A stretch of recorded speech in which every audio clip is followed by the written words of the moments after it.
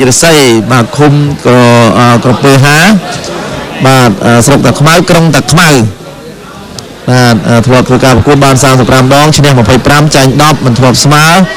ហើយធ្លាប់ដួលគូប្រកួតឲ្យសន្លប់បាន5ដងប្រកួតលើកចុងក្រោយគឺឈ្នះបន្ទុកកីឡាករអឹងសតទីបង្ហាញក្នុងក្លឹបកងទ័ពជើងទឹកបាទគ្រូបង្វឹកនឹងគឺលោកវ៉ាន់ឌីលោកនេះវ៉ាន់ឌីនឹងបកកែទាំងបង្ហាត់កូនសិស្សបកកែទាំងបកកែទាំងសបាយទៅទៀតបាទឥឡូវនេះបាទទស្សនាទឹកទី1តែម្ដងបាទជាមួយនឹងស្រាបៀរហ្គេនស្បឺកបាទនាំមកជូននៅភាពជក់ចិត្តដិតអារម្មណ៍ជាមួយនឹងការប្រកួតបាទប្រដាល់ Gensburg Top Fighter គូក្រហមខិតទូចគូខៀវថៃសាក់សារៈធាក់មួយជើងមកលើខិតទូចបាទគុំដៃជ្រុងឆ្វេងរៀងខ្លួនធាក់លើគូខៀវចាំវិញចាប់ជប់តត់ទៅក្រោមអីចតុលហើយក៏បា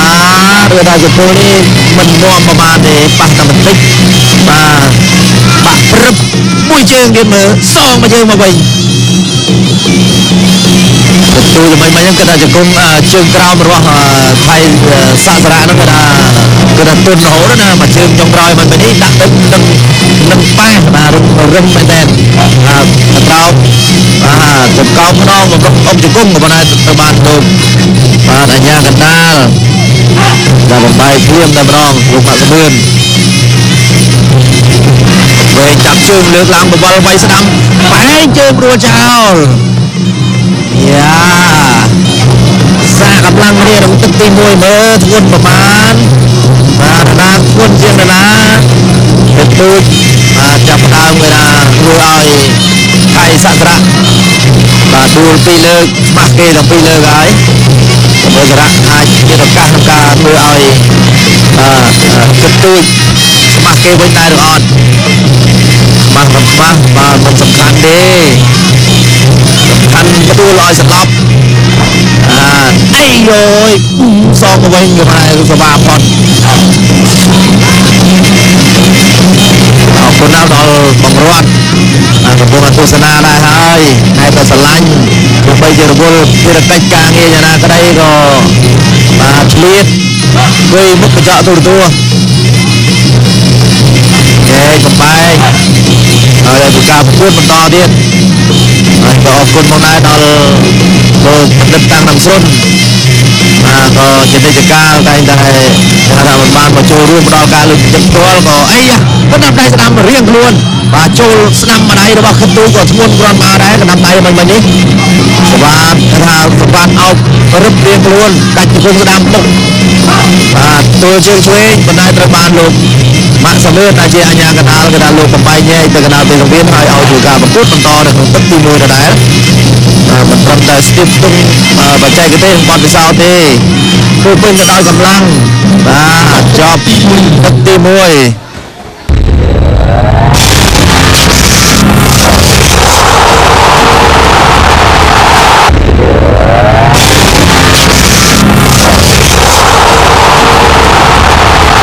មកបានតើមានតែអន់អីប្រមាណបាទនេះគឺថានាំបញ្ជូនលោកអ្នកដោយ Gensburg Beer បាទ Gensburg រង្វាន់ជាស្មារតីរហូតដល់ទៅ100គ្រឿងម៉ូតូធំរហូតដល់ទៅ100គ្រឿងបាទក្នុងកំពង់ស្រាបៀរ Gensburg អតិថិជនបំពូលសំណាងឈ្នះរថយន្ត Ford Ranger ទី10បានទៅឈ្មោះបាទឋាន4បាទរស់នៅកោះខែលស្រុកស្អាងខេត្តកណ្ដាលបាទលេខទូរស័ព្ទ089 290 200បាទហើយលោកអ្នកអាចក៏អាចមានសំណាងបាទឈ្នះដូចគ្នានៅរថយន្តថ្មីម៉ូតូថ្មីជាច្រើនគ្រឿងបាទទៀតដែលកំពុងតែស្ថិតនៅក្នុងកំពង់ស្រាបៀរ Gensburg លើទីផ្សារក្បែរដៃរបស់លោកអ្នកបាទ Gensburg ផលិតដោយជនជាតិអាល្លឺម៉ង់ទឹកទី2បាទចូលមកដល់ទៅមើលបន្សល់ទុកអីកន្លះដើម្បីបាទផ្ដល់ ជូននៅភាពជួយចិត្តទៅអារម្មណ៍ដល់បងប្អូនអ្នកទស្សនាហើយជាពិសេសនោះក៏ចាប្តីនឹកលឹកបាទជូនដល់បង្កើនបង្គេមនៅខាងក្តាន់រយហើយបងប្អូនបាទនៅភូមិក្តាន់រយទាំងអស់បាទដែលតែងតែចូលរួមផ្ដល់ការគ្រប់គ្រងមិនមកនៅមកទស្សនាផ្ទាល់នៅសង្វៀនក៏បើកបាទប៉ុស្តិ៍អាស៊ីអាគ្នេយ៍មើលដែរអរគុណណាស់ជួបមុខឲ្យអគ្គនាយិកាបាទស្ថានីយ៍ទូរទស្សន៍អាស៊ីអាគ្នេយ៍បាទថ្លែងអរគុណដល់បងប្អូនទស្សនិកជនទាំងអស់បាទដែលតែងតែគ្រប់គ្រងបាទរាល់កម្មវិធីផ្សាយចេញទៅពីស្ថានីយ៍ទូរទស្សន៍អាស៊ីអាគ្នេយ៍ក្រុមការងារតែងតែចាត់ចង់សម្រាប់សម្រាំងនៅកម្មវិធីល្អៗដើម្បីធ្វើការផ្សាយជូនបងប្អូនទស្សនាបាទកំសាន្តទាំងការអប់រំវប្បធម៌ព័ត៌មានល្អបាទដើម្បីជម្រាបជូនខាងស្ដាំមួយពុកជង្គង់ស្ដាំពុកឆ្វេងទួលមើលឃ្លៀវធ្វើឲ្យកើតជង្គង់ឆ្វេងឃ្លៀវបាទពុកឆ្វេងមួយសងទៅវិញមួលកយកបាទមួលចូលខ្សែរិញទាំងអស់គ្នានឹងត្រង់ទៅយ៉ាងម៉េចត្រង់បោះមកក្រោមឬក៏យកខ្សែរិញមួយជាបង្អែកគ្រាន់ការពារខ្លួនមួយទីលោកកញ្ញាកណ្ដាលបំបែកប្រាប់ទៅបង្គោលក្រហមកុំឲ្យបុកបាទចំតំបន់ហាមឃាត់កន្លែងហ្នឹងមានរបស់សំខាន់បាទលាក់ទុកនៅកន្លែងហ្នឹងទាត់ស្ដាប់មួយល្អណាស់ហើយសក្ការៈរបស់បង្គោលខៀវហើយបង្គោលខំក្រហមវិញខិតទូចបុកជង្គង់ស្ដាំតាខិតទូចបាទអូយបាទត្រឹមតែអោបហើយទៅមិនចេញអាយ៉ាស្ដាប់រឿងខ្លួនជង្គង់ស្ដាំថែមួយទៀតគិតទូចអូយត្រាក់រុញទៅបាទត្រាក់នៅលើឈិតទូចបាទគិតទូចនៅពីក្រោមបាទគិតឲ្យឈិតនឹងស្ដាប់ស្រៀងបាទតាមពិតទៅមិនមែនឈិតទេគឺគិត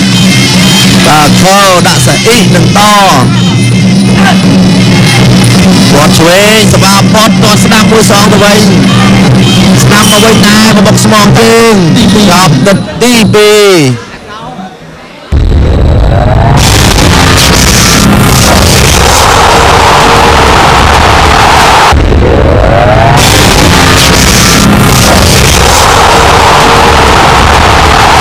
ចឹងធម្មសិទ្ធិហាក់បីដូចអស់ចិត្តគិតថានឹងសុំឡើងសងសឹកអស់ទៀតនៅក្នុងថ្ងៃនេះបាទចឹងចាំមើលតើអាចឈ្នះគុំសេនាវិញបានដែរឬអត់ឥឡូវនេះយើងមកអារម្មណ៍ទស្សនាការជួបគ្នាគូប្រដាល់ទី3បាទទឹកទី3បន្តទៀតសិនបាទមុននឹងយើងទស្សនាការប្រកួតគូឯកដែលជាគូសងសឹកគូប្រហមចិត្តទូចបាទមកពីសមាគមកីឡាប្រដាល់ក្រសួងការវិជាតិបាទព្រមទាំងគឺលោកតាក់ឡៃបាទហើយនឹងបងអូនធុបសុភាចំណាយឯសំដៅបាទថៃសក្ការៈបាទគឺគ្រូបង្វឹកគឺលោកមាសវ៉ាន់ឌីអាយ៉ាមួយប្រើជើងមួយលេងកដាប់ដៃជើងឲ្យដៃលោកអ្នកបាទជួយពិចារណាមើលតើត្រូវយកមួយណាខ្លាំងជាងកាច់បោកព្រួលអេហេបាទលោកអាញាកណ្ដាលមកនេះទៅបំបែកដែរក៏អត់ត្រង់បាទថៃសារៈទូទៅតែឯងបាទសារៈអង្គុលជង្គង់ពីក្រោយលោកអាញាកណ្ដាល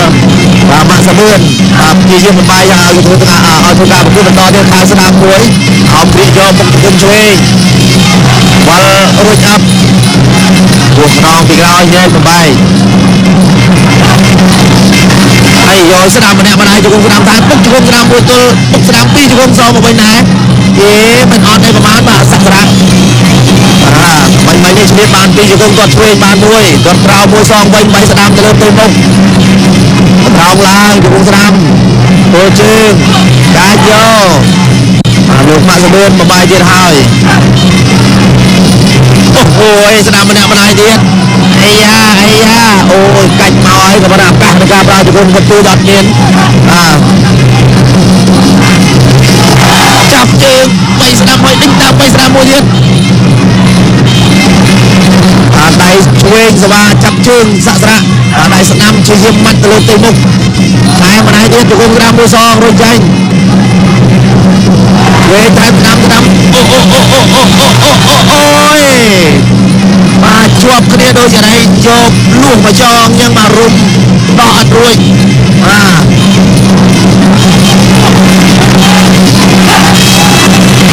មួយអោប ទៀតជាប់ទៀតហើយចាំមើលសាប់ជង្គង់ពីក្រោយយ៉ាងម៉េចសាក់សារៈ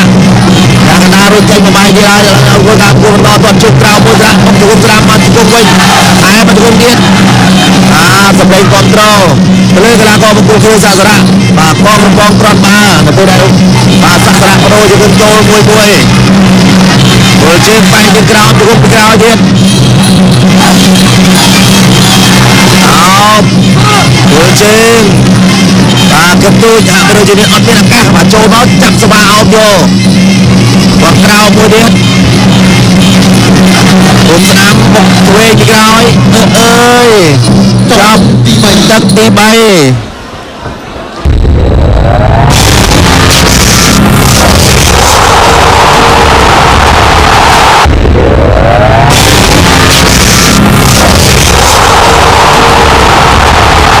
បាទលោកអ្នកក៏អាចមានសំណាងឈ្នះដូចគ្នានៅរង្វាន់រថយន្តថ្មីម៉ូតូថ្មីជាច្រើនគ្រឿងចេញទៀតបាទដែលកំពុងស្ថិតនៅក្នុងកំពង់ស្រាបៀរ Gensberg គឺទីផ្សារ